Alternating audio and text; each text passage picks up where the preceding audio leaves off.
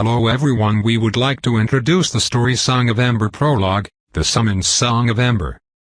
Fly beyond the hills and fields, fly beyond the moors, it will find you, it will come through fastened bolts and doors. Rhyme of the Valley. The Summons. A lazy river snaked along the quiet forest path, warbling beneath trailing fronds and over-polished stones. Two horses dozed beneath an ancient oak, its gnarled roots winding over boulder and curling in on themselves like a tangle of petrified snakes. Nestled amongst those roots and tall grasses rested several packs and a threadbare blanket. These ostensibly belonged to the pair of disheveled travelers who sprawled upon the bank. One of them poked at a smallish fire with a cookpan that hadn't been cleaned in weeks. His eyes were small and squinted. The other deftly gutted a little fish. Loose coals shifted, setting a flurry of sparks adrift over the river. The squinty man flinched. Ha! His companion tossed the fish into the pan, taking up a crude pole and shaking his head. What is it this time? The squinty man surveyed the foliage across the river, eyes flicking from tree to scrub, and gnawed intently on one grubby fingernail. At length, he snapped the stick and tossed it into the fire. Birds are quiet, all. And so, replied the other, with a jovial grin. I could use a little quiet after listening to you complain all day. Smells nice here too. Like after a rain. Mighty peculiar seeing as it hasn't rained.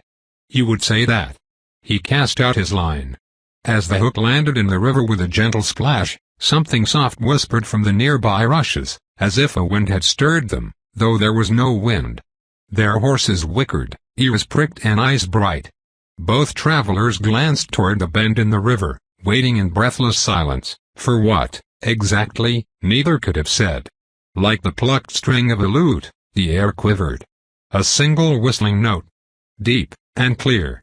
When the last echo faded into nothing, the talkative one stuck his fishing pole into the mud with a dull thud, rising to his feet. His empty fingers trembled. Maker's breath, he croaked. What was that? The other man scrambled to his feet, irritation twisting his pockmarked face as he kicked dirt over the fire. Time to go. He moved with a shocking speed, darting beneath the tree where the horses were tied and snatching up one of their wayward packs. The creatures whickered in alarm as he lashed it to the nearest saddle, fingers flying with a practiced swiftness.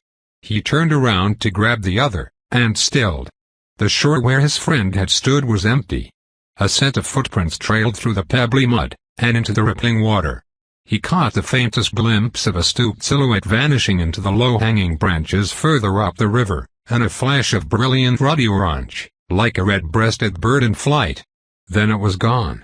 He held his breath, paralyzed in indecision. A fool might call out after his companion, but he was no fool, and anyway, his throat was terribly dry. Better one survive than none. His mind was just made up to take off running down the path when the cursed note came again, echoing through the woods, shrill, demanding.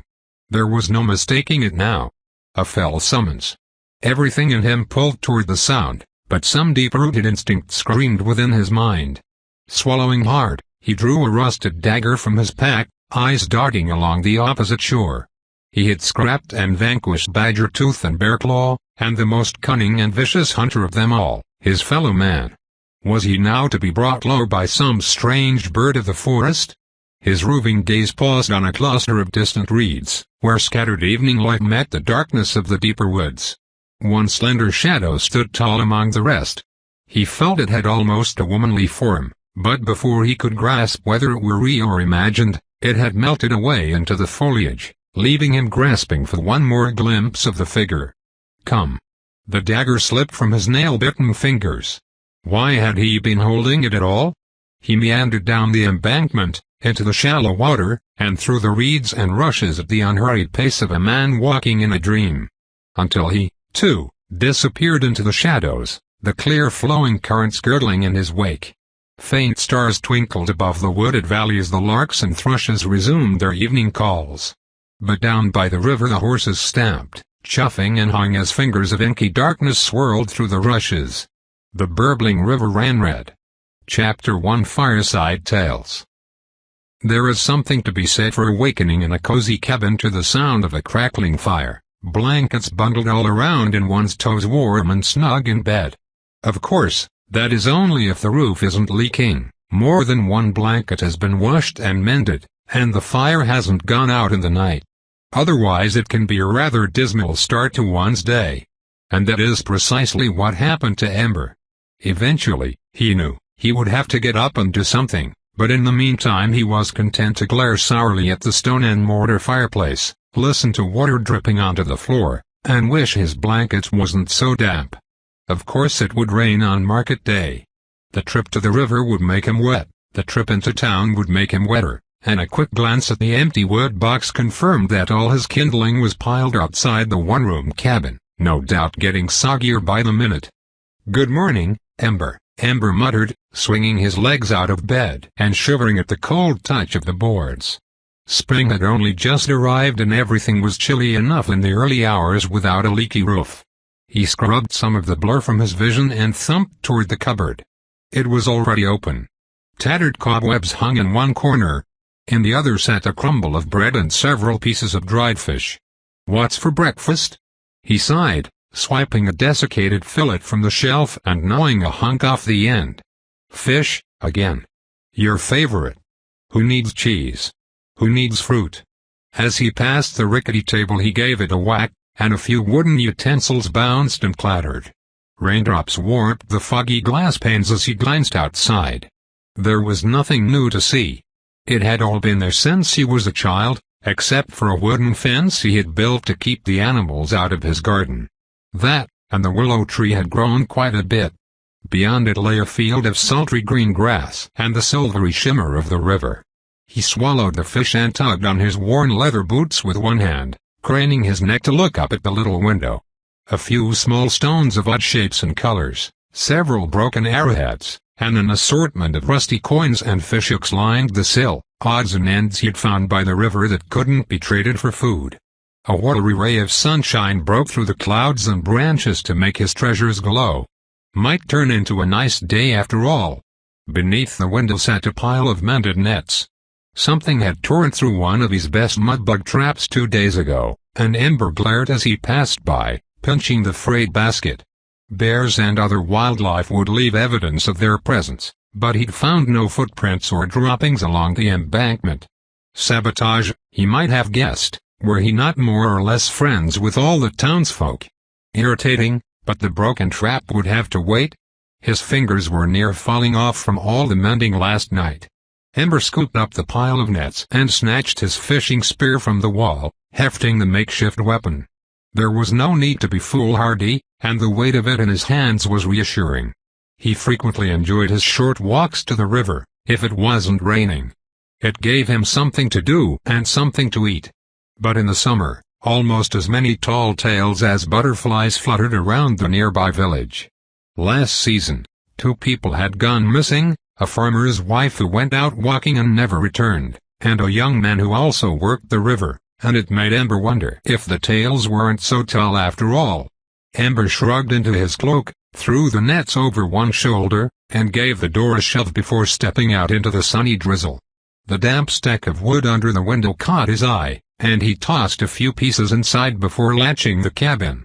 As he trudged past the garden, he noted that the spring leeks hadn't come up, and he had neglected to plant any green beans after the frost. No leeks, no beans, and hardly any fish. "You'll be living on parsnips and dirt by season's end," he sighed, ruefully scratching his head as he set off toward the river. The afternoon had not turned nice after all. Indeed, it was raining miserably by the time Ember had collected his nets and arrived at the village square, accompanied by the scents of fish and the spicy forest crocuses that bloomed along the river path. He found the minglement of smells quite agreeable, though the rest of the villagers gave him a wide berth as he pocketed the coins from his catch. He strolled aimlessly through the market square, hoping for a quick meal. It was all too easy to depend on the village for food instead of his garden. He jingled the sparse coins in his pocket with a frown, already wishing he'd planted those beans. A faint commotion to one side of the square caught his eye and he moved toward it, curious. A tall, broad man with a wide-brimmed hat had attracted a small crowd. Ember let out a knowing snort under his breath. One of the farmers, a lanky fellow named Lunder, had confronted the man in the hat, to the amusement of the other villagers. "I tell you the truth, I've heard a few wild stories, but this beats everything, Hunter. And I don't believe a word of it." What had riled the crowd? Magic or mischief, he guessed, or both. "It's for your own good," Hunter implored, grumbling something foul under his breath. He held the reins of two fine-looking horses that Ember did not recognize. "If these beasties could talk they'd vouch for every word I've said here, and like as not add some chilling tales of their own." "Talking horses," guffawed Lunder, shaking his head and side-eyeing those who gathered behind him. "You're daft." Ember stopped a few paces away, hands in his pockets as he glanced about the marketplace. Most had stopped their bartering to listen, although a few pretended to browse the wares. They were interested, but pale, as if Hunter had frightened them moments ago. Isabel, the oldest maiden in the valley at nearly 30, had her back to the discussion, but as she browsed Lunder's cart of overwintered apples, he saw her head turn slightly in his direction. He had a sudden foolish inclination to bring attention to himself. "Are you quite sure?" Ember said, lowering his voice to a whisper that still somehow drew the eyes of everyone in the square. "You found these fine horses?" Hunter was a wayfarer, and a stranger in most parts, popping in and out wherever he liked, and things often turned up unexpectedly missing after he left their little village. "It's no joke, young sir," snapped Hunter, tugging his hat down low over his eyes. Rain pooled in the brim and met near the middle, forming a little waterfall between Ember and the bridge of the other man's nose. "Accuse me all you like, but I know what I saw. Two fine, strapping young boys gone missing near the river, not a trace of them left. When I came back that way 3 nights hence, the fire was out and their horses left tied to the trees, spooked silly. 2 sets of footprints led right up to the water's edge, as if they just walked on and without a care in the world. Mighty suspicious, wouldn't you say?" "Maybe," Ember admitted, skin crawling as the man's eyes bored into his. "But maybe they just had a spell of bad luck and had to leave in a hurry. They could still turn up." "Ha! If only that were true." Hunter raised his voice, turning heads in the marketplace. "It's the devils from the river, I'm telling you people. If you're smart, you'll listen up and listen hard. That barrage o' winter storms drove them in from the ocean in deeper tides, where they belong."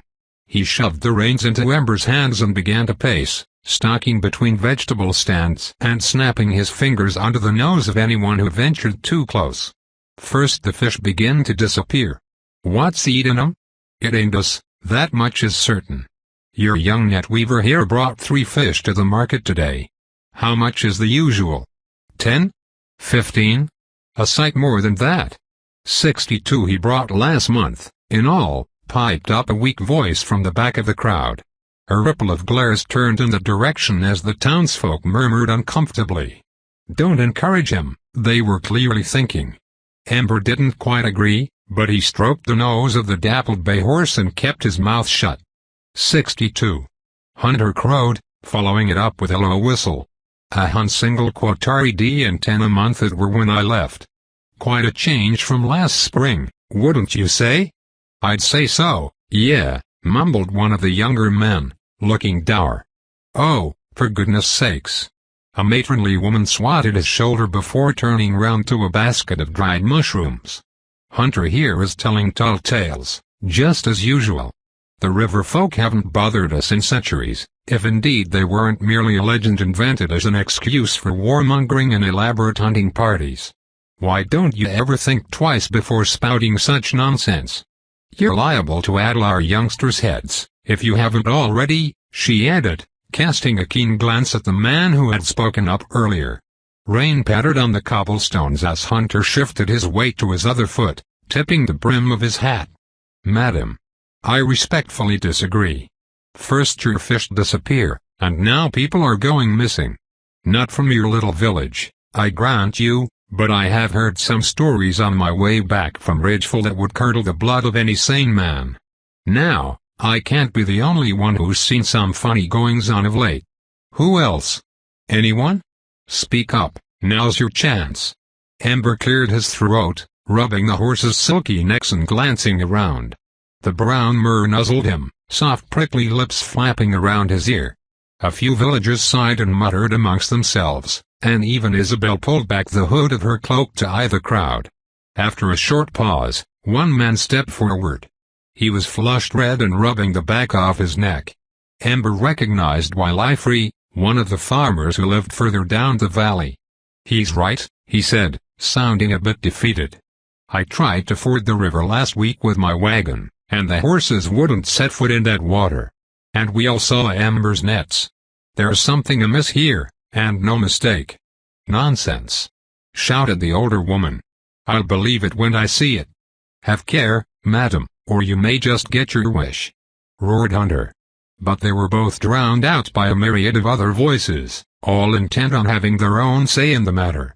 The horses danced away from the kerfuffle, whickering and tugging at the reins, and Ember was all too happy to lead them toward the tavern.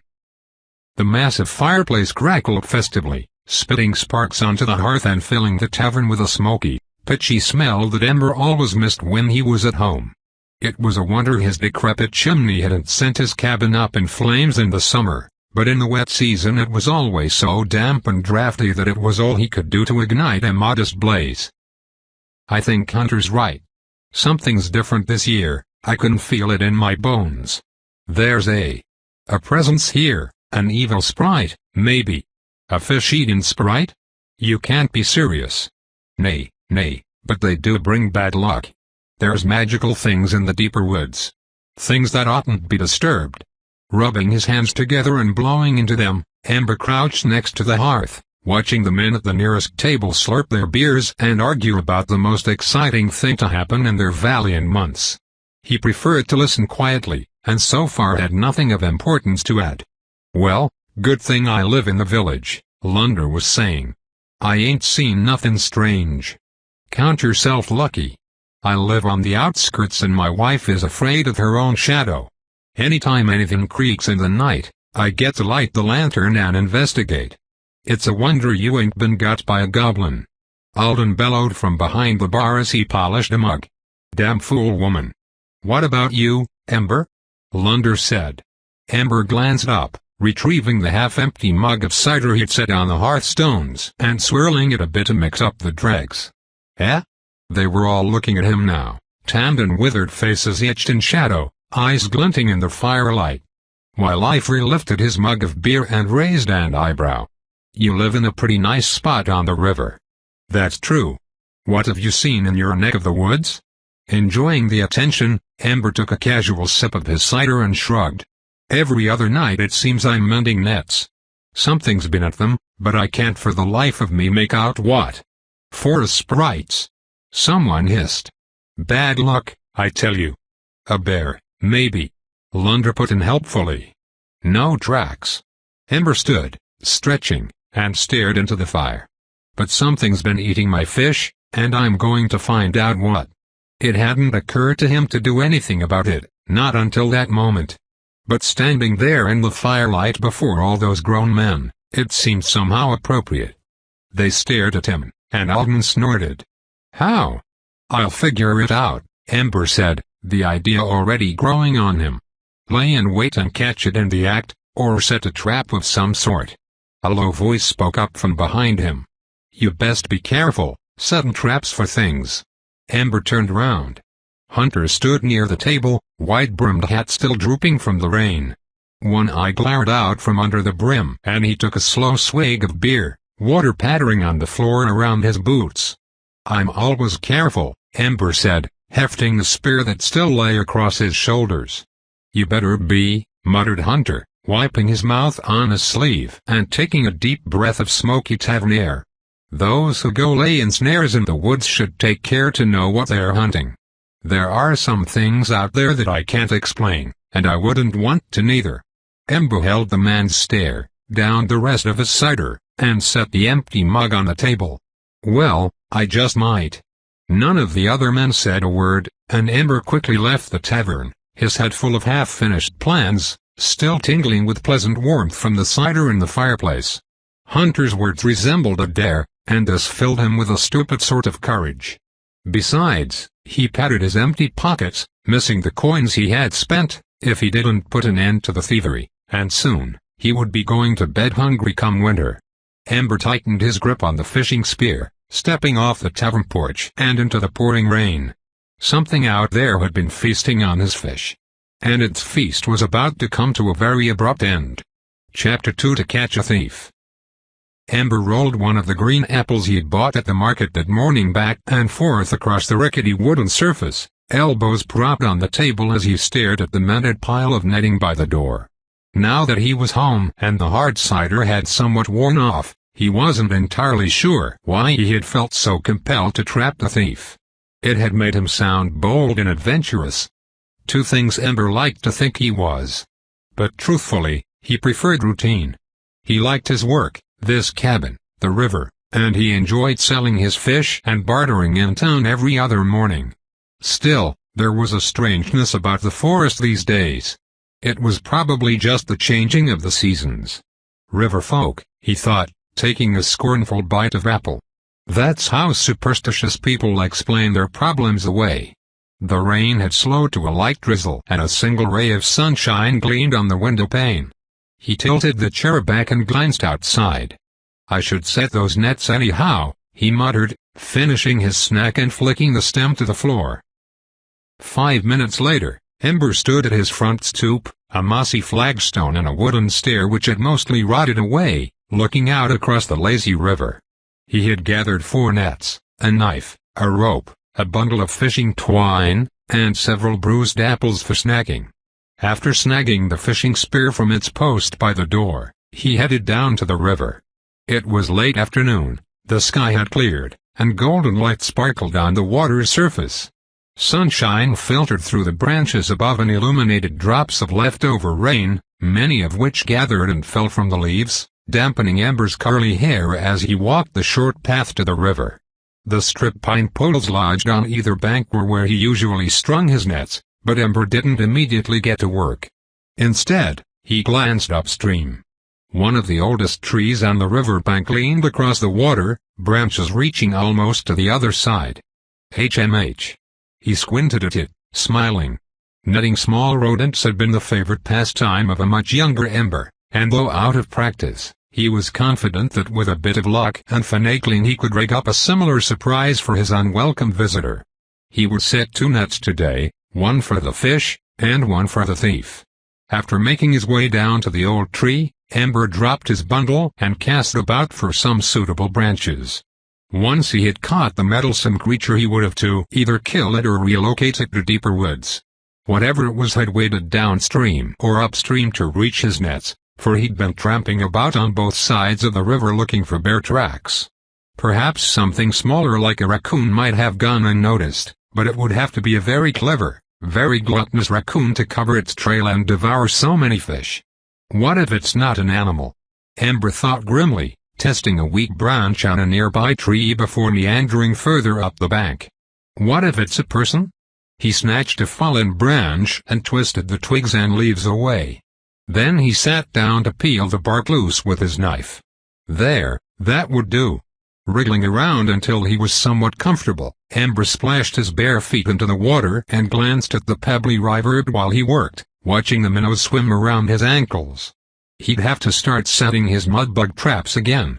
The little shellback fish would get him by for the summer if he couldn't afford a meal in town. Mending basket traps was always more tedious than mending his nets, which was why they were still hanging dry in his cabin instead of floating in the fresh, clear water.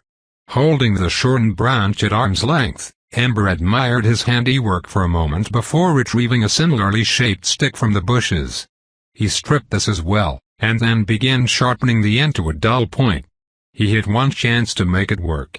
If a trap was sprung and failed to catch the thief, it might not return for a second meal. Or it would become far craftier in stealing his only source of income.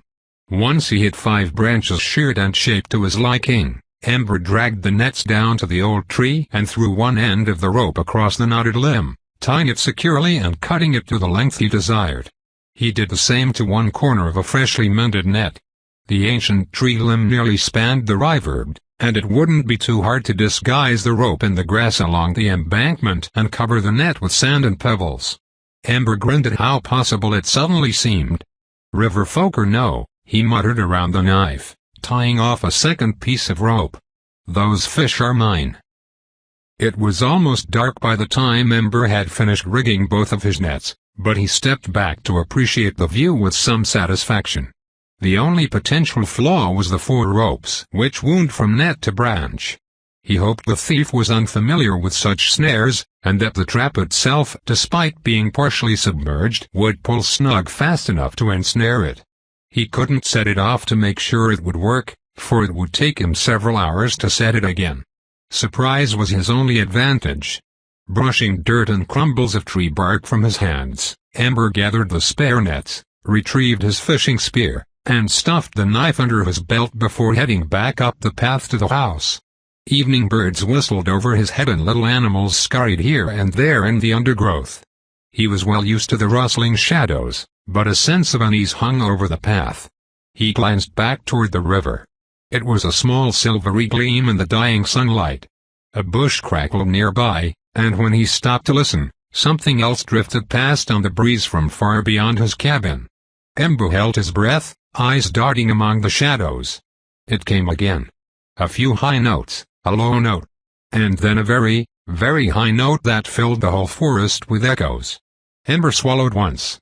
He'd forgotten how strange an unfamiliar call could sound in the twilight. This one seemed almost human. "It's a bird, Ember. Don't be a fool." But Ember hurried up the last 5 steps to the door, flung it open, slammed it shut behind him, and slid the bolt firmly into place. He dropped the nets to the wooden floorboards and glanced around the tiny cabin, still holding his spear. Nothing moved. "There, you see? You were just imagining things." But Ember knew he had not imagined the disappearing fish or broken nets. Once he had lit a few candles on the table, things didn't seem quite so eerie inside the cabin. Assured that all was well, he swiped the single loaf of bread he had purchased and sat down to enjoy a quick meal, thinking on what wonders he might find by the river tomorrow. With any luck, a sprung trap and a very surprised thief. Ember lay on his back, staring at the wooden beams above his head and watching dust float in the dim blue glow near the window. He wasn't sure why he was awake. The sun hadn't risen yet. Splash. He remained still, bare-chested and hardly breathing. It took him a moment to remember what had happened yesterday. Splash. Ember sat straight up, staring at the wall and holding his breath. Something creaked outside, a tree, a branch. Springing out of bed, Ember threw his blanket to the floor and ran for the door in nothing but his trousers, scarcely pausing to grab the knife and his fishing spear before he unbolted the door and dashed barefoot down the shadowy path to the river. It was a crisp spring morning, and the packed dirt cooled the soles of his feet. It wasn't until he had almost reached the nets that logic caught up to his excitement. He dropped low to the ground, gripping the fishing spear and panting quietly. Water lapped the shoreline, murmuring along as always, though it seemed much quieter in the hazy morning light. A faint mist rolled across the river's glassy surface. Crouching behind the tall grasses that lined the path, Ember listened. The splashing had stopped. It must have heard him coming. "You fool." Ember hefted the spear and began to creep along the path again. When he reached the river's edge, he leaned forward until he could barely see the tree where he had set his trap. His heart leaped in his chest. The limb bowed low over the water, all 4 ropes pulled taut and quivering. The net sagged in the river and something was bound tight, bobbing slightly in the current as if it had recently ceased struggling. A heavy scent hung in the air. He might have called it musky, had it not smelled so much like a flower. It was both subtle and heady, like a strong red wine from the tavern stores, or summer berries crushed underfoot. He could feel it on his skin and taste it in his mouth. Ember had never encountered anything even remotely magical in the woods around his house, but if he had to put a word to it, it matched the stories he'd heard from lonely travelers. The bundle swayed, water gurgling as it flowed around the net. Ember tightened his fist around the spear and swallowed, hesitating. It was a pale creature, long and gangly, and even from this distance it appeared to be human. One finger reached through the cords, the rest of the body hanging awkwardly in the net, bound and bent at odd angles. And then a bird flapped out of the reeds near the old oak, squawking its displeasure and shattering the eerie silence. The net bounced to life, thrashing like a fish aground. Ember seized the moment and sprinted through the tall grass before his courage failed him. "Stop!" he shouted, splashing to a halt just a few paces from the net and jabbing the spear forward. "Who are you? What are you doing here? You thief! You," he broke off mid-sentence as a single eye met his through the netting, wedged between a shoulder and a bent elbow. The eye was inhumanly large and round, and almost entirely black with pupil. He stumbled sideways in the water, not sure what he was looking at. The eye was a void, ringed with flecks with dark green, and the whites were scarcely visible. It stared at him in unblinking rage. Or fear. Ember stood very still, half afraid, half hoping it would vanish from his sight. He heard faint snuffling, as of someone trying not to breathe hard when they were quite out of breath. Aside from that it hung in weary resignation, watching him, quiet. Ember lowered the spear. The creature, whatever it was, seemed a tangle of pale flesh and wet netting. It was hard to make out any details, save smooth slimy skin and a delicate softness. It remained as still as a stone, only moving when the net caught in the current and the old tree branch creaked and bobbed. That fermented flowery scent was much stronger now, off-putting and strangely alluring. The harder he stared, the more unreal the creature seemed, shimmering in the net as if he had captured a mirage. They gazed at each other for a long while in near-perfect silence, until a few startled birds dared to sing again and the dim shadows of early dawn began to shift into a cool blue light. Words crawled across the dumbfounded emptiness of his mind, as if being planted there by an outside force. "Don't you dare hurt me," it seemed to hiss. "Don't you dare." Two things made themselves very plain to him then. First, that this creature knew he was responsible for stringing it up in the gnarled old tree, a truly terrifying realization. And there was no doubt in Ember's mind as to its nature.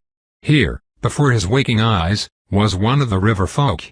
His intention had been to kill the thief, if necessary, or cart it away to purloin its meals from some other chump. Now he found himself at a loss. Spearing or bludgeoning this thing was beyond Ember's resolve. It resembled, at least in part, his own kin. Keeping it caged like some sort of animal seemed doubly perverse, and he had no idea how to haul it through the forest, or even where it could live. But all stories he had heard warned of the river folk's savagery, the reason parents shepherded their children indoors at night and kept them away from the streams and rivers in the wet season. And the stories had proved true enough thus far that Ember had no wish to put himself in arm's reach. Yet at length, after much inner debate, he concluded that he could not leave it dangling from the tree, in one of his best fishing nets, no less. What if a bigger animal wandered by and decided to mangle it or outright devour it? The thought forced him to swallow a mouthful of bile. If he couldn't do away with it himself, he wouldn't let some dumb animal do it for him. Ember eyed the knots he had tied around the branch, and then reached for the knife at his belt, palms wet with panic at the thought of what he had to do. Wordless, terrified, and reduced to half his wits by the intoxicating scents that swirled above the water, he set his jaw and clenched the wooden handle. Its wild eye never left him. He tore his gaze away and began sawing at the nearest rope, jerkily at first. It was slow going. He refused to drop the spear while he worked. The instant the knife broke through, Ember leaped back with a tremendous splash. The net sagged lower into the water and the creature wriggled slightly, but its arms remained pinned within the net. Disappointed, Ember dutifully lifted the knife and began to sever the second length of rope with even more caution than before. River folk were renowned for their enchanting voices, and Ember had no wish to become another free meal. If it makes any sound, he decided, I'll just cover my ears and run. His hands shook and slipped more than once. When the rope finally gave with a snap and a creak, he hopped backward, water sloshing around his ankles. The net exploded in a tangle of cords and pale ferocity.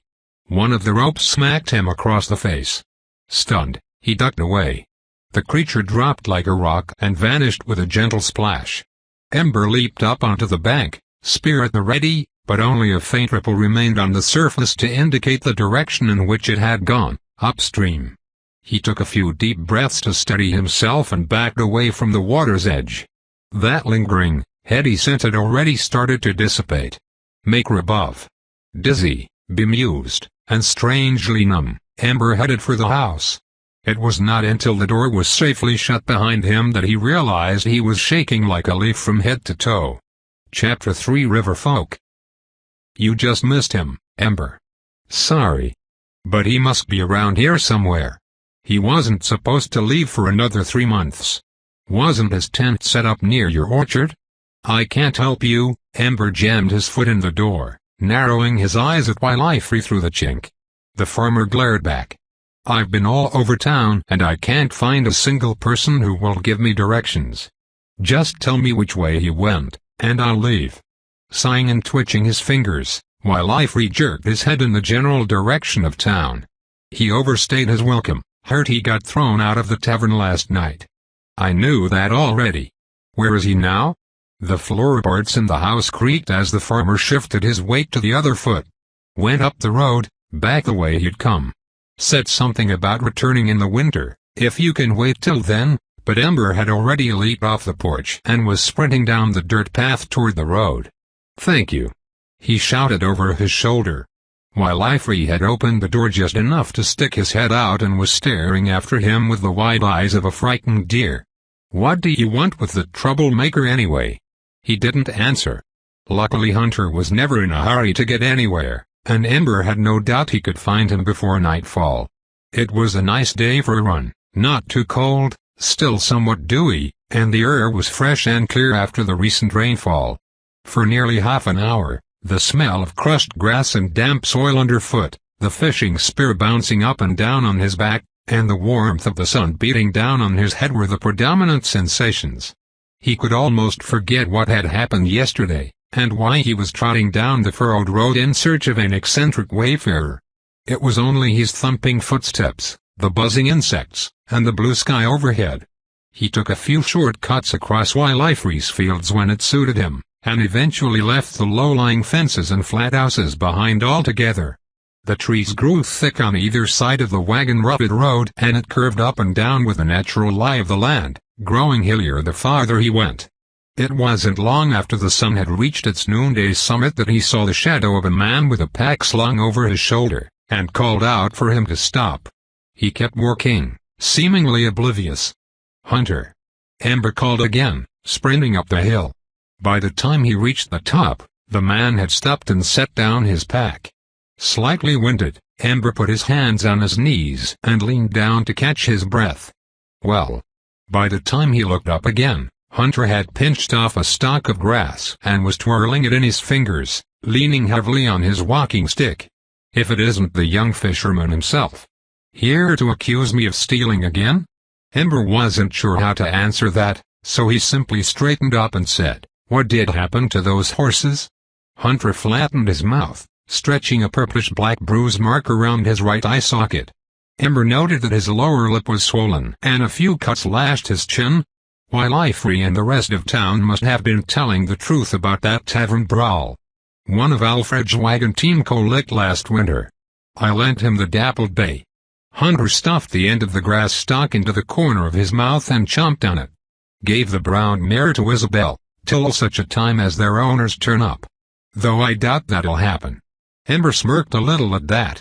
Every man in town was sweet on Isabel, and she despised them all equally.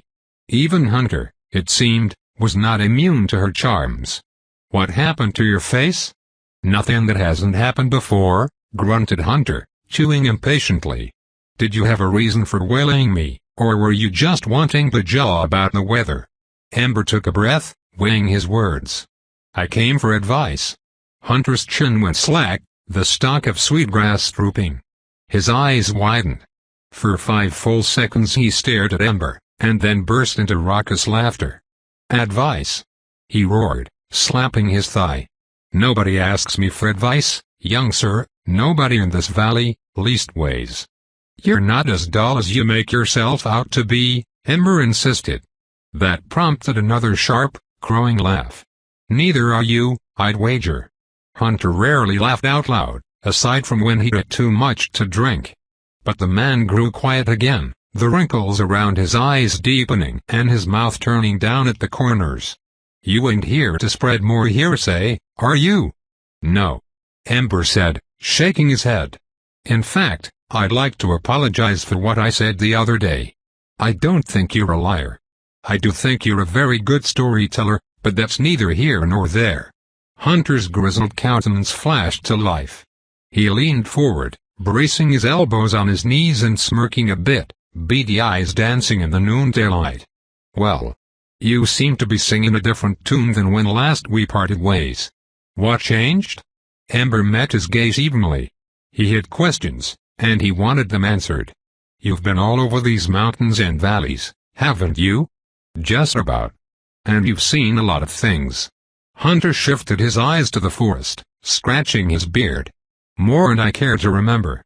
"You're the only person I could think of who might know something about the river folk," Ember explained, speaking quickly before he lost his nerve. "I just had a few questions." "River folk?" Whistling, Hunter shook his head. "They are genuine questions," Ember promised. "I swear. I'm not here to mock you." "How many questions?" "A few." Hunter chewed thoughtfully. "Knowing you, it ain't just a few. Best start with it now, so I can be on my way by sunrise, I suppose." "Go on then, boy." Now assured that the wayfarer wasn't going anywhere, Ember took a moment to glance at his traveling pack. He couldn't help himself. Hunter had always been a bit of a mystery to the townsfolk, and he always carried items on his person that would have been considered odd by the farmers. Today he noticed the hilt of a rusty sword sticking out from between the blankets, and a tattered cloth, perhaps a shirt or cloak of some kind. It was an unusual faded blue, which caught his eye. "Aren't dyes of that sort quite expensive?" Ember asked. "I've no idea," he replied dryly. "You'd have to ask the tailor what made it, and I reckon they've been dead a good long while." "Where did you get it?" "From a fellow who'd rather be cold and well-fed than go hungry well-dressed." "Well, what is it for?" "Wearing, of course." Hunter stopped chewing. "I thought you had questions about the river folk, not my personal belongings." Rubbing his chin, Ember thought for a moment. "I suppose, to start, have you ever met one?" "River folk pot too." "One what?" Frowning, Ember stuffed his hands in his pockets and glared at Hunter. "One of the river folk." "That depends." "What, is that your only question?" "I suppose my most pressing question is how dangerous are they, really?" "Quite dangerous." "I'll have to be more specific if I'm going to get a straight answer." "Do they eat people?" "Course they do." "How do you know?" "Have you ever seen it for yourself?" Most decent folk will try to tell you that those who disappear near the river or go out in boats and never return met with an unfortunate mishap, but a few of them came to more miserable ends. He shrugged. "Where do you think all those fireside stories came from?" "Are all the river folk?" "Do they?" Ember trailed off, not sure which words might best describe his most pressing question. He picked them carefully. "Are they bad luck? You know, cursed, in some way? Aren't we all?" That gave him pause. "Well, listen, boy." Hunter's eyes hardened, and Ember took an involuntary step back.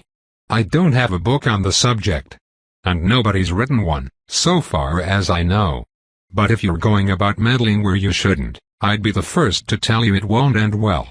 You just keep mending those nets and leave the river people to their own, and pray they stay away from you too." A vivid memory of the pale creature dangling from his net made Ember glance down at the grass between his boots.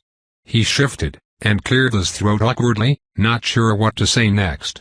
Hunter ground his walking stick into the road, but waited patiently. Although Ember had thought up several hundred questions last night, he had had nothing with which to write them down, and most had fled his mind the moment he called out to the wayfarer. "Where do they live?" Hunter chomped more vigorously on the grass stalk, his gaze wandering among the trees as if he were sifting through colorful memories. "Sailors from the Northlands, the merchants down south, and all other manner of seafaring kind have their own legends about a race of sea dwellers.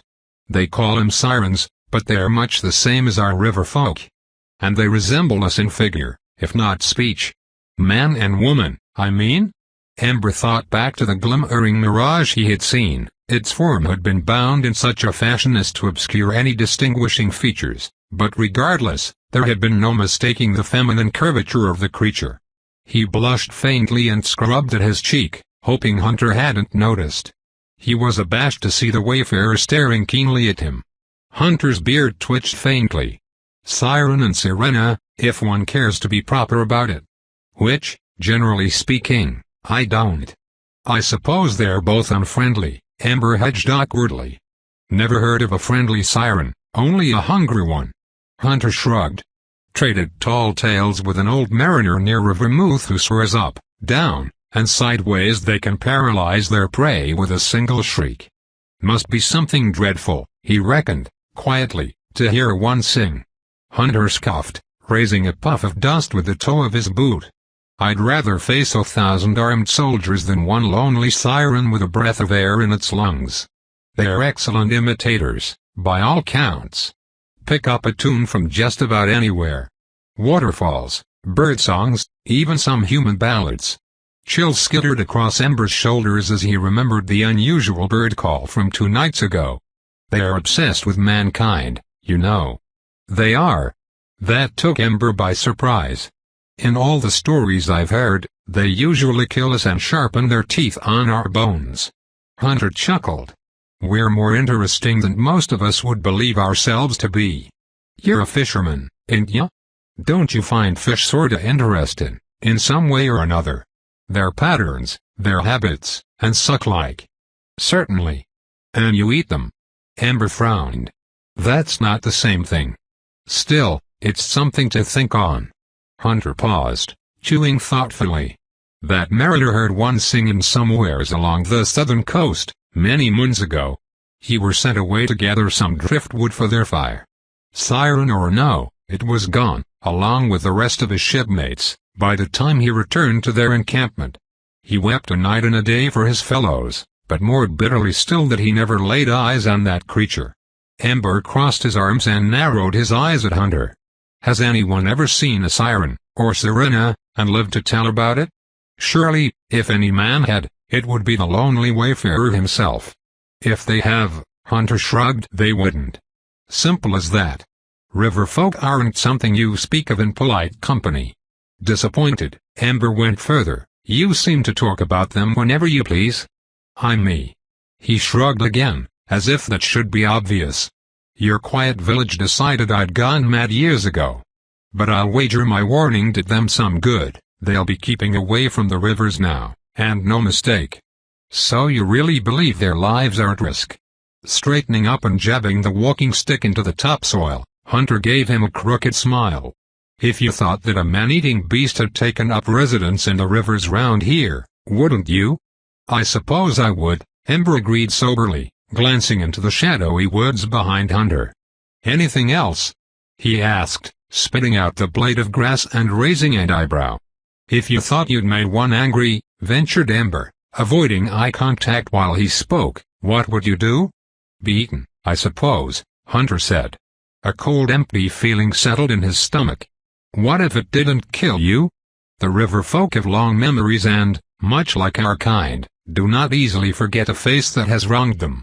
An insect began to chirp somewhere in the grass, and a bird chattered in the nearby woods. Hunter glanced up the road, and then frowned at Ember. Will that be all? You have no advice? None whatsoever. But if this notional person who went poking around where they shouldn't have and angered the river folk happens to be a young fisherman named Ember, I'd tell him to watch his back. Hunter shouldered his pack and gave him a mirthless wink before procuring a few coins from his pocket. Ember caught 2 as they flew through the air, but the other one fell to the ground. Those belong to Alden at the tavern. If you'd be so kind as to take them to him, along with my regrets about a certain happening last night that I had almost nothing to do with.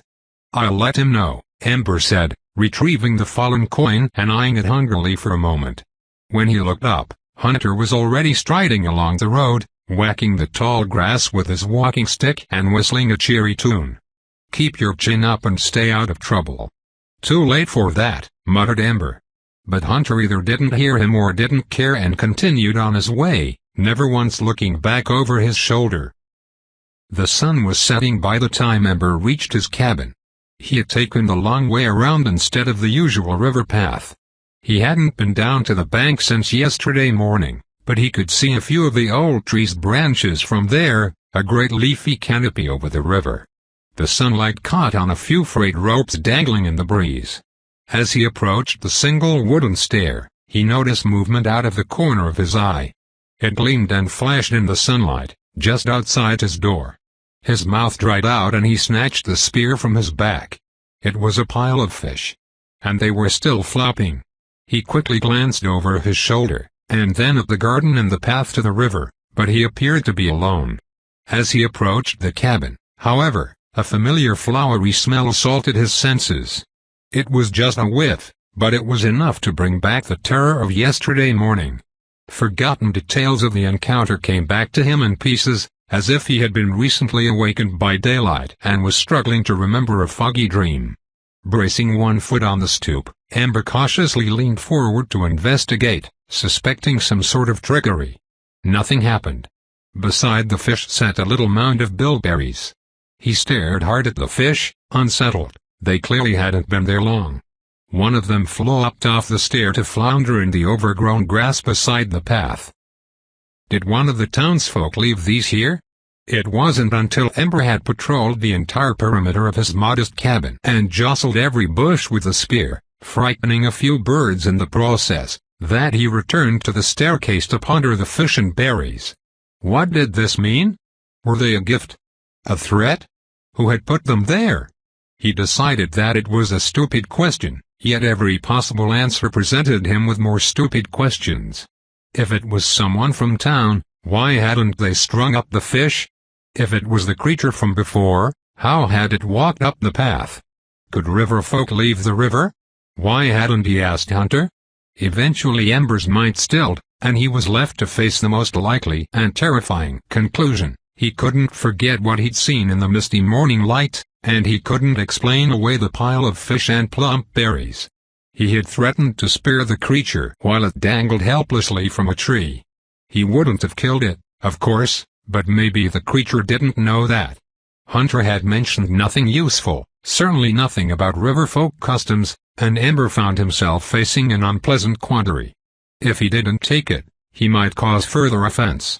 If he did take it, perhaps he was breaking some unspoken rule which river folk would consider an insult. After a few moments of thought, Ember settled on what he thought was a very good plan. He would take the food, no matter what the creature's intentions, and put something else there instead. Better to be cautious than spurn a gift, he reasoned as he stuffed the berries into his pocket and hooked his fingers under the gills of the glimmering fish. It must have chosen fish as either a mockery or an apology, as it was clearly a mutual favorite. And it had even sweetened the offering with some freshly picked berries. He shivered, imagining pale clammy fingers plucking those berries and placing them on his front step. In the end he decided to part ways with a rock he'd found by the river, one of his favorites from the windowsill. It was a small blue stone with intricate white vining that Ember had always particularly admired, but when he set it on the stoop it seemed somehow underwhelming. Ember gathered a few fresh white flowers from the river path to place beneath, just in case it liked that sort of thing. The sentiment, he hoped, would be glaringly obvious. Thank you. Please don't kill me. Chapter 4 The Gossipers. Ember strode up the path to town, whistling as he walked. He shoved a hand into his pocket, fingering a polished river stone which had appeared on his stoop that morning. For 3 long weeks, he had slept with his hunting knife under his pillow and walked with the fishing spear slung across his back. On rainy mornings he was extra careful while checking the nets, for the pattering rain on leaves and water might mask the creature's approach. Several times he had been drawn to the river's edge by splashing and returned to find a flower, fish, or stone left on his doorstep, usually accompanied by a puddle of water or a few damp footprints on the path. The most recent item to appear was a rusty knife he lost along the riverbank last summer and despaired of ever finding again. He had begun to catch more fish, his nets remained mostly in one piece, and now and then he would find another gift on his stoop, and decide on something else to leave in its place. This morning it had been some freshly picked wildflowers and a small bouquet of local herbs which he thought it might appreciate. As he neared the town square, his steps became slower. He knew he had made rather a nuisance of himself asking questions about the river folk, and was gaining a reputation to which he wasn't entirely prepared to commit. The more superstitious farmers were beginning to avoid him whenever they saw him coming, which was not only bad business but also gave Ember the uncomfortable suspicion that perhaps they had good reason to. The women who gossiped in the square hadn't been able to tell him more than he already knew, and kept repeating one or two outlandish stories about the fabled Great War between men and the people of the river, a happening that was widely disputed and one which Ember very much doubted to begin with. But a few reclusive souls were scattered across the valley, and those were the people whose stories he most enjoyed. Ember had to seek them out on their own plots of land, as they rarely or never came to town and seldom answered whoever dared come calling. The first time he had ventured out to one of those lonely farms, a hollow-cheeked woman had opened the door and slammed it again directly at the mention of the river folk. After that, Ember had taken care to be less direct about his reasons for visiting. Nonetheless, something felt different in town that morning. People moved about their business as usual, bartering for goods and chatting with friends, but as he passed them, their glances grew more furtive and their voices hushed. He smiled at a few of them and bid them good day, but they kept to themselves and made no reply. His gut clenched, and he swallowed, but kept moving in the direction of the tavern. He had come to town for a drink and small talk with the men, but the closer he got, the less appealing the prospect became. What had changed? Had something happened in town? He was almost to the tavern steps when he caught sight of a slender figure standing near Lunder's cart. Isabel. She watched him shrewdly for a moment, and then lifted her chin and strode across the empty square with purpose, brushing past him in a manner that he would have considered an insult from anyone else. Something crinkled in his hand, and for a moment he thrilled at the touch of her warm skin on his. When she had passed, he held up the note in dismay, for a note it was, and he had never picked up his sister's knack for reading. At last, after much squinting, he was able to make out a few familiar words. "Come to my house, today eat this note." Ember wrinkled his brow, somewhat confused. Eat the note? He peered at the last line, hoping for clarification. Trouble. He crumpled the note in his fist, suddenly aware of all the townspeople staring openly at him. He hesitated, keenly aware that it would be more conspicuous if he swallowed the paper as requested. Alden stepped onto the tavern porch, burly arms crossed, and frowned at him. Ember crammed the note in his pocket and glared at them all in turn. "You got something to say, then say it," he snapped. But for once, the town was at a loss for words, or they were too abashed to speak. Had Alden intimidated them? Ember tried to slip away through the crowd, and glanced up just as Lunder darted aside, refusing to meet his eyes. A gathering of old women whispered among themselves from afar, and Willife peered anxiously at him out of the corner of his eye while pretending to dust off his hat. No, he decided. They are afraid of me. Chapter 5 Tea and Secrets. Ember. I used to be very good friends with your sister. I know. Ember stuffed a biscuit into his mouth and shrugged. You were like a pair of magpies, always flying off and cackling about something or other. One of Isabel's eyebrows quirked upward. You sound resentful. Ember sighed, chewing thoughtfully and enjoying the flavor of the twice-baked rye. Slightly bitter, with a hint of ginger and clove. I miss her, that's all. A faint breeze blew through the open windows, rustling the curtains and bringing the scent of fresh rain and upturned earth. She was smart enough to fly far away from this valley, Isabel said, turning away from him and gazing out the window. As I say, we were friends. Close enough for me to care what happens to her family, or whatever is left of it, which is you, I suppose. Ember rolled his eyes to the ceiling. You needn't be offended. I hide none of my feelings. If I disliked you, you would know.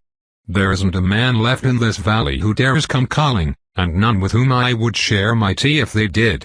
Isabel tapped one of her callous fingers on the table.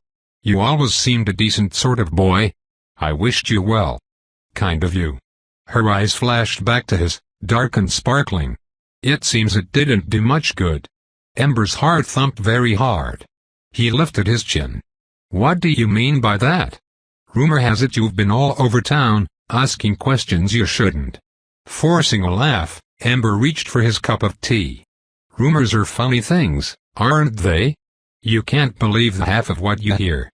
Isabel's stare narrowed, and she flattened her tapping fingers against the table, ignoring the biscuits. You never were a great liar, Ember Jarlson. If I were you, I'd stay out of town for a while. Ember gulped down a mouthful of the warm, herbal concoction to hide his surprise. It tasted strongly of lavender. What for? Have you been listening to those idle-minded gossipers at the market? They don't know anything.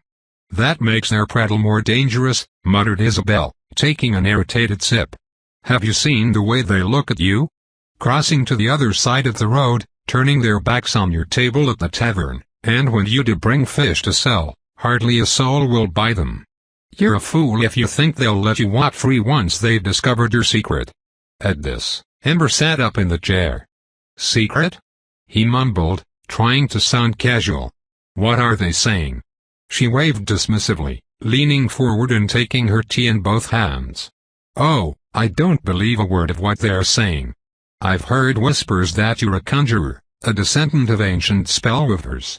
Some even claim you were devoured long ago, and something else has been using your likeness to get closer to another meal. All of the blood drained from Ember's head. He tried to hide a swallow, but Isabel's eyes flicked to his bobbing throat. He gulped down the rest of his tea and thumped the mug on the table. That's crazy. Of course it is. But there's always some truth to rumors, isn't there, Ember? And she swirled her tea, her gaze piercing. Ember looked down at the biscuit in his hand. He contemplated finishing it, but his appetite had suddenly gone. He set it on the table.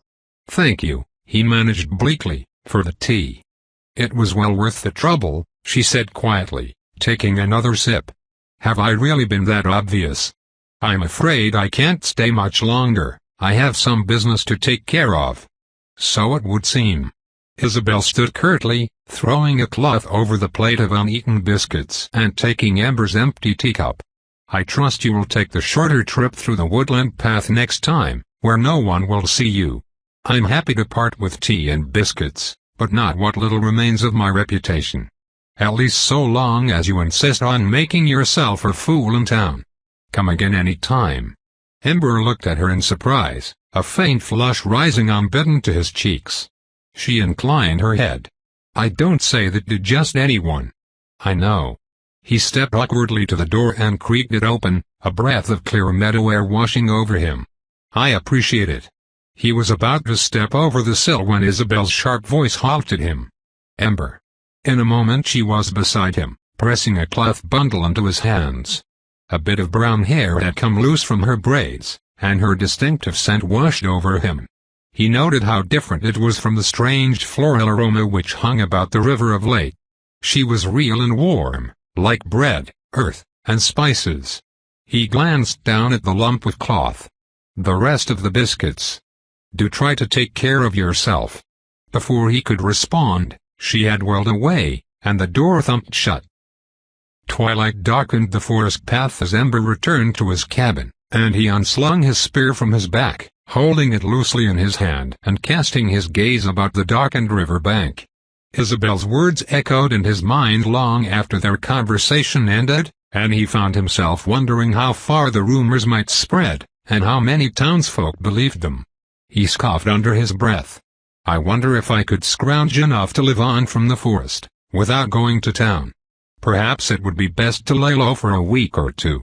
A soft sound floated up from the bushes to his right. It reminded him of a woman's hum, but somewhat out of tune. No, not out of tune, a melody that was not of his people. The hairs on the back of his neck stood on end, and he scoured the tall grass with his eyes. The humming stopped, and he heard a little splash along the river bank. He turned sharply in the direction. "Hello!" he shouted, before he lost his nerve, startling the crickets into silence. There was a long nothing. The water lapped along the bank, but he thought he heard a faint rustling on the path leading up to his cabin, among the trees. He looked ahead and, with a will, kept working, holding tight to his spear. "Where are you?" There was another long silence. He had almost made it to his door when a little sigh stopped him on the flagstone step. He spun around, staring wild-eyed at the tall grass by the river. "Hello," he repeated, more softly. For all their gifts and mutual acceptance of the other's presence, he had never tried talking to it directly, and his heart pounded in his chest as he wondered what that might initiate. He didn't really want it to speak, to enchant him, and yet he wished to hear it speak for itself, to tell him why it was here. Ember looked out at the river for a good 10 minutes, watching, but it refused to show itself. At last he reached into the bundle of biscuits, withdrew the largest one, and made an obvious display of placing it on the wooden step. It wasn't until after he had turned out the lantern and crawled into bed, and was lying there, staring at the ceiling, that he heard sticky footsteps on the path outside. The wooden step gave a low creak. He lay awake for a long while, listening in the dark, but heard no more. Chapter 6 An Unwelcome Guest. Ember tossed another weed across the splintered fence, threw aside the stick he'd been using to poke around in the dirt, and flopped down in the middle of his garden with a groan. He stared up at the latticework of branches overhead, praying for a breeze. The trees barely stirred. It was a hot day, the first hint that summer was just around the corner, and the muggy air lay undisturbed over the river path. So hot had the morning been, in fact, that Ember had almost made up his mind to stroll down to the cool running water and dip his toes into it. A pleasure he had avoided religiously ever since the morning he'd found his trap sprung. He sighed, wiggling his toes in the dirt and folding his arms behind his head, happy to relax his knotted muscles. Sweat rolled down the sides of his neck and soaked through his shirt, sticking to everything: dirt, leaves, prickly little seeds. His decision to work in the garden since sunrise, a task which principally entailed uprooting all the weeds he had been ignoring, had taken its toll, and it was hardly afternoon. After the humming on the path 3 days ago, no more gifts had appeared on his stoop. Ember was beginning to wonder if the creature had gotten bored of its game. In a way, he admitted, it would be a relief. He was somewhat afraid of it, despite their gestures of goodwill. The mystery itself was what he found most alluring. And yet, as tightly as he gripped his fishing spear or knife each time he saw another object gleaming on the stoop, there was always a part of him which enjoyed that rush of heady excitement. It was a feeling he'd begun to crave, without even knowing why. He couldn't have explained it to someone with mere words. It was just that. A wild, fey feeling. And it was not the first time he had felt it. Ember closed his eyes against the sun-speckled branches far above him and slowly inhaled, allowing the memories to flood back amid scents of upturned soil and crushed leaves. His mother was alive and well, and his sister was still unmarried. They had gone into town together and encountered a small crowd gathered in the square. In the middle of it stood Hunter, back from one of his adventures. He remembered curiously pushing his way to the front, too short to see the goings-on and determined to find out what had everyone in such a state. Hunter had a small stone cupped in his palms. It glowed like a firefly, and from the moment Ember saw it he was captivated. Hunter claimed it came from the Sisters, one of many mountains which sheltered their valley, but the nearest and by far the grandest, with 2 snowy peaks ringed in thick forest. Sisters Mountain was shrouded in countless stories of valor and peril, and Hunter was one of the few who braved its dead-end trails and pitfalls. "You, boy?" Hunter had said, making Ember jump. "Here. I know that look." And to Ember's apprehensive delight, Hunter plopped a small glowing rock into his outstretched hands. "You can't keep it, though. That came from the Sisters, see, and I don't know but what lost it might come looking." Hunter's voice echoed from the distant past, somehow still just as gruff as it had been a week ago. "Oh, he can touch it all right, madam, no harm. There are plenty of trinkets up in those mountains, if you only know where to look." Ember had lifted the gem to his eye, shocked into silence by the icy smoothness of it and enchanted by the swirling amber glow. It was light and adventure and beauty and life all bound into one little stone, humming gently in his boyish hands. "I don't like it." His mother's tense voice drifted from somewhere behind him. "We don't need magic here in this valley. Nothing good ever comes of it." "Ah, but there's magic in the waters here, madam." Hunter bent down to Ember's height, his beady black eyes sparkling with mystery. "There's magic in the very air we breathe. Some of it foul, I grant you, but some of it fine. You may not like it, but your feelings on the matter won't make the wonders of the world simply vanish. These rivers are sourced from the mountain itself. Why, there's magic right outside your doorstep." "That's enough," said his mother, snatching the stone from his palm and pinching it in 2 fingers. She shoved it at Hunter, her lips thin and wide. "Take it back." "I apologize, madam. 'Twas not my intent to cause offense." Hunter winked at Ember and tossed the stone to another captivated bystander. "Pass it around if you like, as long as it ends up in my pocket again." "How did you come by it?" someone demanded. "Long story, that." And Hunter leaned against his old barrel-faced horse with a twinkle in his eye that Ember recognized. It always preceded the very best of his tales. "Come, Ember." His mother tugged him away. "Leave the man alone." Certain details of the memory had faded, but Ember still recalled the cool impression of the stone in his hand as if he had held it yesterday. Just touching that piece of dormant magic had given him a strange sensation, like the drop from a sudden fall. And a little of that feeling returned, an excited yearning, a hollow thrill, an emptiness and a desperate desire to unravel all the riddles of the world, each time he found one of those strange gifts sitting on his doorstep, placed there by river-wet fingers for him and him alone to find. Now, as he reflected on those things, he felt it again. And for the life of him could not determine if he liked it or it frightened him. Opening his eyes, Ember stretched his jaw into a tired yawn and sat up on his elbows, glancing around at the work he had done. The sparse greens had room to breathe again, most of the empty space had been cleared, and he was gratified to see an enormous pile of weeds on the other side of the fence. A few stragglers that hadn't quite made the toss dangled haplessly over the wooden rails and fresh dirt clods adorned the side of the cabin. "Ah, well." He rose, and was just brushing dirt off the seat of his trousers when a shifting shadow caught his eye. He glanced up at the foggy cabin window and stared for a moment, uncertain of what he had seen. All was quiet save the birds that conversed in the trees, a few chirring insects, and the tall weeds rustling by the river. No, something had moved. The shadow returned again, briefly, as if a small trespasser had flown into the house. Ember took a few steps forward and snatched the spear from where it leaned against the wooden rails, heart pounding. The floorboards inside gave a muffled creak, and he licked his lips, swallowing once. Definitely not a bird.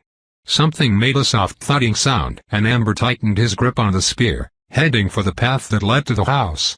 And then he saw the shadow appear in the lowest corner of the window, barely visible through the dirty glass.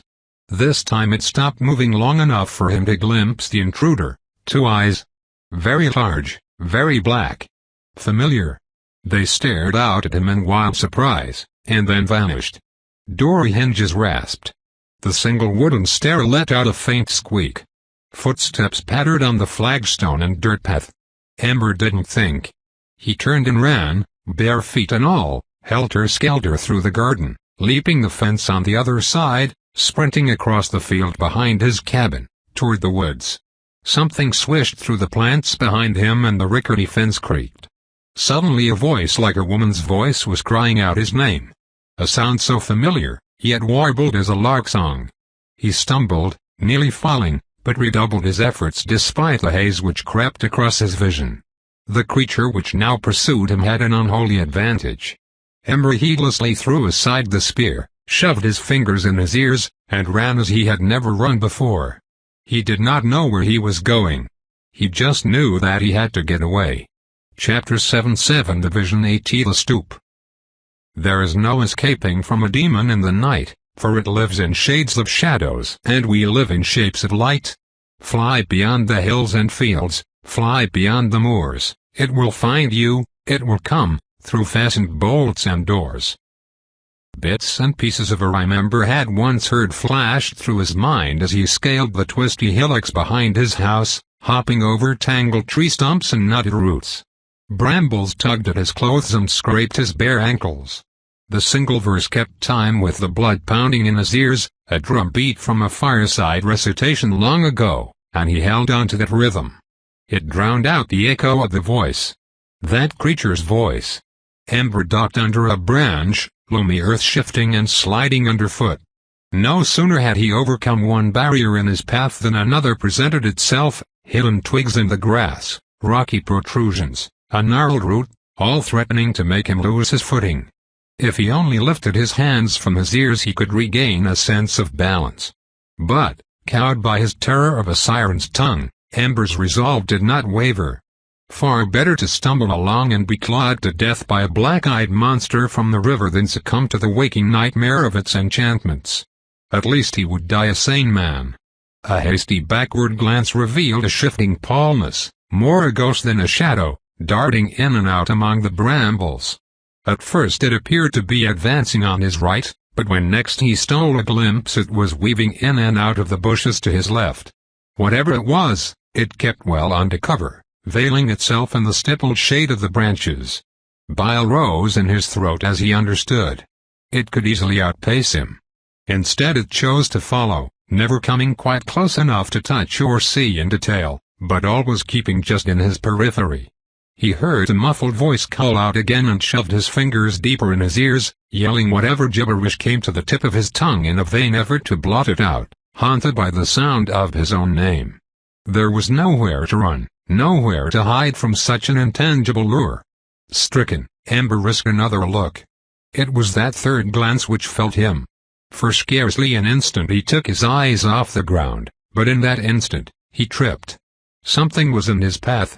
A root, a downed limb, it didn't matter. Whatever it was snatched at his legs and sent him toppling. Ember pitched forward, yanking his hands from his ears, too late. His elbows scraped over pebbly dirt and the ground rushed toward his face. A burst of light scattered across his vision like the sun flashing on the river's surface.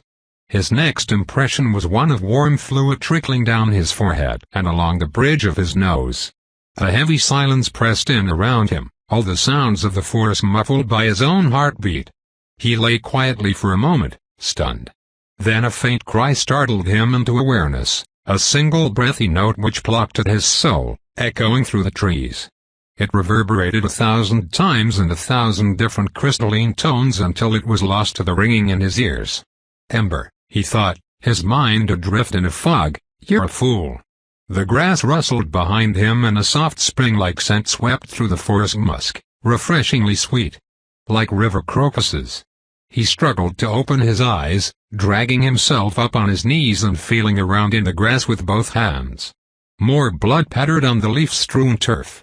His elbows tingled from the sudden impact, but he forced his arms to move, searching frantically with numb fingers for some sort of weapon before it was upon him. Fly beyond the hills and fields, fly beyond the moors. A footstep. Ember rested in the prickly grass, eyes wide and staring straight ahead. The entirety of his being stilled against his will, he could not so much as draw breath, nor shift his gaze. In that moment, he was no longer a man, or even a boy. He was a common coney frozen in the woods, praying to its maker that the fox in the bushes passed by. It will find you, it will come. Something wet and soft touched the back of his neck. Through fastened bolts and doors. The forest darkened, birdsong stilled, and the last remnants of light faded into a haze of already half-forgotten visions, shadowy reeds and green stones, sunshine dancing on the surface far above, broken shells gleaming among polished pebbles, and the murky depths of rivers and lakes where fish with glittering scales swam and mudbugs lurked along the shoreline. Ember nosed deeper into the straw mattress, enjoying the simple pleasures of closed eyes and undisturbed repose. He was warm and cozy, and happy, as if he had just awakened from a particularly splendid dream, though in truth he couldn't remember dreaming anything at all. A wild floral scent blanketed the cabin. Taking a deep breath, he yawned, squeezing his eyes more tightly shut.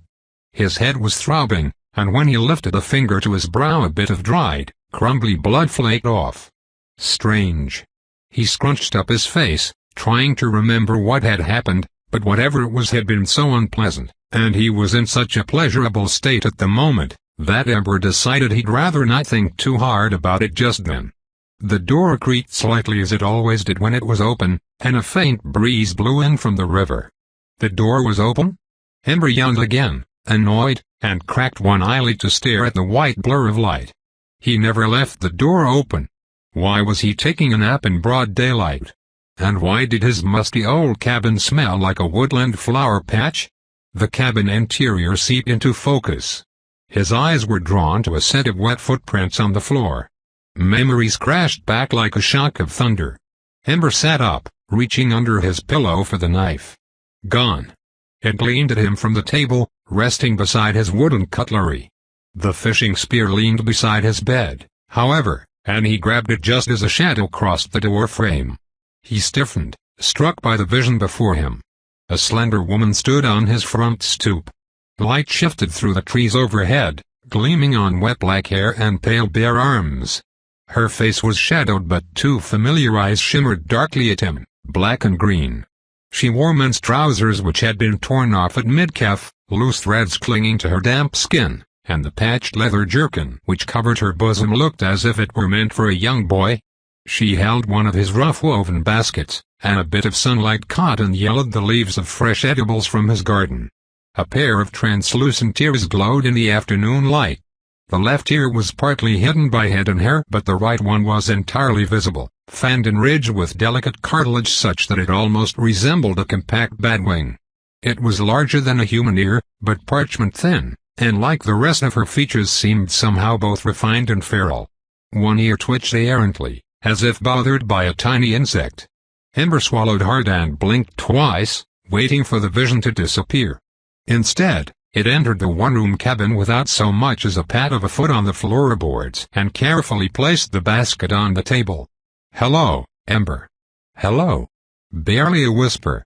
The ear itself shivered at her breath. He found it shocking that this fantastical being spoke a language he knew, though he wasn't sure why.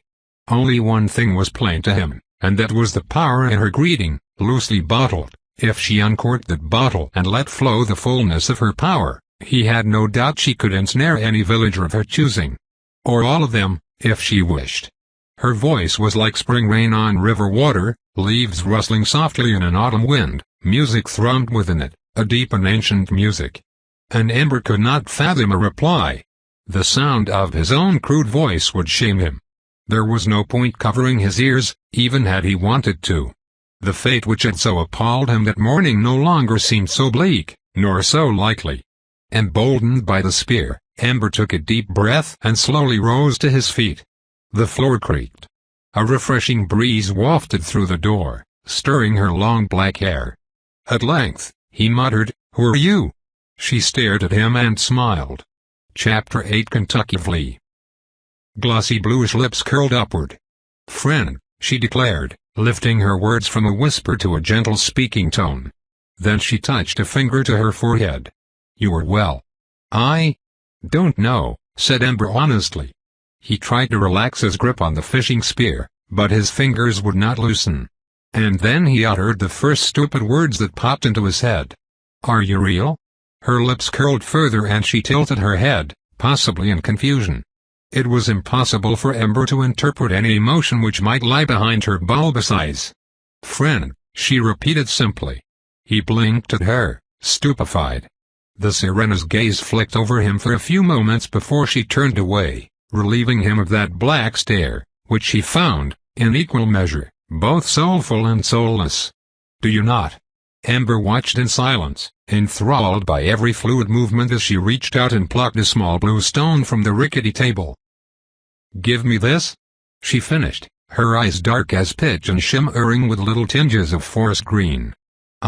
Ember clenched the spear, tongue-tied and frantically wondering what sort of trouble he had gotten himself into. It had seemed a daring game to him, a mere diversion, though at the time he had not realized just how daring. Had he known he would awaken to one of the river folk standing at his stoop, he might not have encouraged her. "You would have, Ember. You would have." "I did. Of course I did." Ember swallowed hard. "Thank you, for the fish." And the berries. And everything else. You keep my gifts. She pointed one slim finger at the windowsill, where he hoarded all his treasures from the river. Her eyes gleamed. Ears burning, Ember shrugged and made no reply. Gifts, mused the Sirena, examining the stone, mean friends. Or I misunderstand. No. I mean, yes. Friendship. He took a step forward, unsure of himself. Surely, he thought, even the most insatiable of sirens did not make a habit of eating their friends. I consider it an honor. His voice cracked on the last word, and Ember felt the flush spread to the rest of his face. Don't listen to her, she's come to devour you. You should never have set that trap. Never put that stone on the stoop. The Sirena took one of the greens from the basket. He recognized it as the chickweed which grew bountifully in his neglected garden, and thoughtfully bit off the end of it. One ear twitched again. She was still staring at him, with an expression so reminiscent of hunger that Ember almost made a rush for the door. Your nest I like. Bewildered, he cleared his throat. What? She blinked at him, a very slow blink, and swallowed the end of the leaf. Your nest, she enunciated. It is a good nest. Warm, food. Ember's eyes wandered the cabin, uncomprehending. Pointing at the wall where he stored his imperishable goods from town, she explained, I taste that sticky stuff which smells of flowers. It is delicious. With a sinking feeling, Ember noticed the glass jar he kept tucked behind his spare cordage. The lid had been replaced, but the jar was almost empty. There was a bit of golden stickiness left in the bottom, but it had been half full that morning, for he used it sparingly. My honey. Yes, honey, she said, with a relish that made Ember imagine she was saying that particular word for the very first time. The ethereal thief popped the last cluster of leaves into her mouth and blinked her long-lashed eyes again, chewing contentedly. A small part of Ember, buried beneath an overwhelming infatuation and layers of hazy half-thoughts, wanted to be angry. First this ravenous intruder had robbed his nets, and now his larder, and betwixt the two offenses she had invaded his home and chased him into the woods. She might as well have bashed him over the head with that rock herself. But as he stared at this vision from the river munching his garden greens, it occurred to Ember that it was a very good thing she had eaten the honey instead of him. And whether he was under some sort of siren enchanting or in his right mind, befriending the creature would be in his best interest regardless. So instead, he asked, How do you know my name? Ah. Her gaze flashed back to him, he thought, for the whites of her eyes showed briefly and she turned her head in his direction. You speak often, and to no one. She smiled again, and he became aware of how thin that smile was. Almost strained, though not hostile, as if she were putting some thought toward maintaining the expression. A faint gesture toward the basket. Sit and eat. I gather them for you. I am thinking you will be hungry when you wake. Are you always hungry when you awaken? Ember guessed. His stomach grumbled, as if to punctuate his wry remark. Always, she assured him, smiling wider than before. Sit and eat. He wavered, and then pulled out the nearest of the two chairs, spear firmly in hand. I could hardly sit and leave a woman standing. Ember's reasoning was twofold. First, that it was only fair to treat this creature with all the decency of a human woman, at least until he was certain of its nature and intentions. But secondly, and, he would have been ashamed to admit, primarily, because it would give him the strategic advantage to remain afoot as long as possible in case his worst fears proved true. But the river dweller had no such reservations and plopped into the chair with a readiness that shocked Ember. Thank you, she crooned, her black eyes darting all around the cabin as if she were viewing it for the first time. Aware that she had far less reason to fear him than he did to fear her, but still somewhat embarrassed, Ember walked around the table and pointedly leaned the spear against the wall. After an uncomfortably long pause, he pulled the other chair away from the table. It made an overly obnoxious scraping squeak. Silence followed. They stared at one another for a few more seconds before Ember cautiously took his seat. Her black bulging eyes were only slightly less astounding than they had been at first glance. Each time her gaze shifted, they startled him anew. She pointed. Eat. Ember reached into the basket, retrieved a stem of chickweed which he now realized had been doused in river water, and bit into it almost before the word had left her mouth. He was startled and a little alarmed at how compelled he felt to please her at that one simple word. A part of him was still prepared to dart out the door at a moment's notice. He found her a disturbing contradiction, something that was, and yet almost certainly should not be. But an overwhelming majority of the thoughts and emotions which floated through his mind were of how he could manage to keep her in his sight as long as possible. If that meant eating an entire basket of chickweed, so be it. "Why are you here?" he asked around a full mouth. "I mean, why now? I called out to you once. Why didn't you show yourself earlier?" She plucked one of the flowers from the basket with 2 fingers and twirled the stem. "I like you," she said. "But I am not wishing to frighten you." Ember's heart thumped hard, and he almost choked. "I like you." He wanted to ask her why. What about him did she like? But that would seem awfully conceited, so Ember refrained from indulging his curiosity. "Well, you did. I am sorry for it." She paused to swallow and immediately popped the flower into her mouth. Her voice being muffled by half-chewed leaves made it slightly less intimidating. "I have never spoken to your kind." "Really?" Ember dropped his hand to the table and stared in awe. "None?" Her lashes fluttered. "None at all. You are the very first man I am meeting." She smiled coyly at him, reaching into the basket for another leaf. "And I am very pleased to be meeting you." Ember. Yes, I mean, thank you, I'm pleased to meet you as well. I hope." Was she lying? Was it true? Did she merely hope to catch him off his guard later on? If that was her plan, why hadn't she killed him when he was unconscious? And most importantly, was it better to state these fears now or play at ignorance? As if his fears were written on his face, the Sirena's eyes moved away from him, toward the ceiling, and a faint wrinkle appeared between her sparse black brows. She chewed more vigorously. No harm will come to Ember. As if that would convince him. Still, the words possessed a certain earnest quality which half convinced him of their truthfulness. And that would have to be good enough for the present. For all Ember knew, he could still be dreaming. Or perhaps even now he was already adrift within her siren song. They ate in silence for what seemed an age and a half, Ember chewing loudly and the Sirena chewing softly, and one or the other of them reaching into the basket for another leaf now and then. Their fingers brushed, quite by accident. Ember flinched. Her skin was cool and slimy to the touch. She was not human. Not human in the least. Their strange shared silence was broken only once, when the Sirena licked her lips and Ember caught a glimpse of an elongated, pointy tooth. He froze, once more the coney in the grass, powerless before a hungry fox. The Sirena froze in the same instant, big eyes fastened on his and her purple tongue sticking out slightly, mid-lick. Then she closed her mouth and offered another tight smile. He suddenly understood why that smile had seemed so forced and so thin.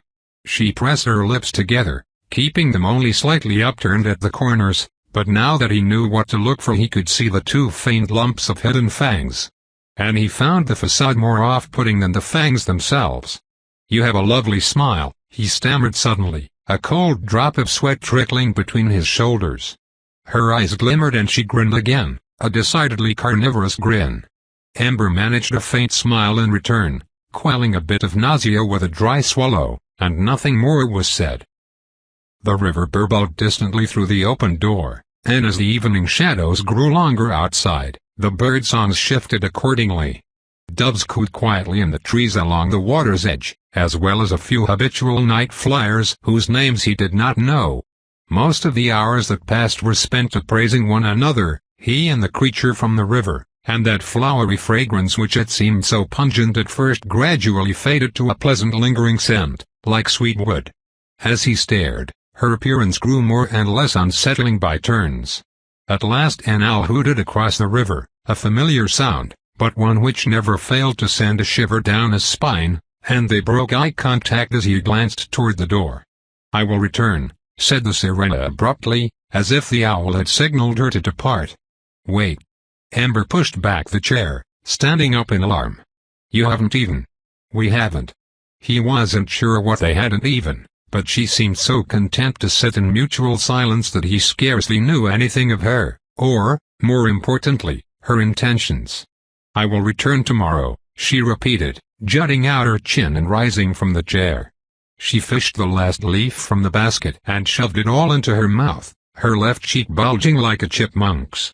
"You are an excellent host. Why did you come here?" Ember demanded, waking from his stupor and impulsively grabbing the spear. "Why did you decide you wanted to be my friend? And why did you break into my house today?" If the Sirena was shamed by his accusation, she did not show it. "I do not break things. I am here to introduce myself," she announced calmly, brushing her fingers on her trousers. "I apologize for any alarm." She looked down while she spoke, and it occurred to Ember that perhaps she had been apprehensive about approaching him herself. She seemed somewhat aware of men and their habits, and surely would not have assumed she could walk into an open doorway uninvited. Though she had helped herself to his larder. "To speak of friendship, we are friends from many days before, are we not? As to the rest, all shall be made clear tomorrow. I do not want to be the reason for further upset today." "The rest?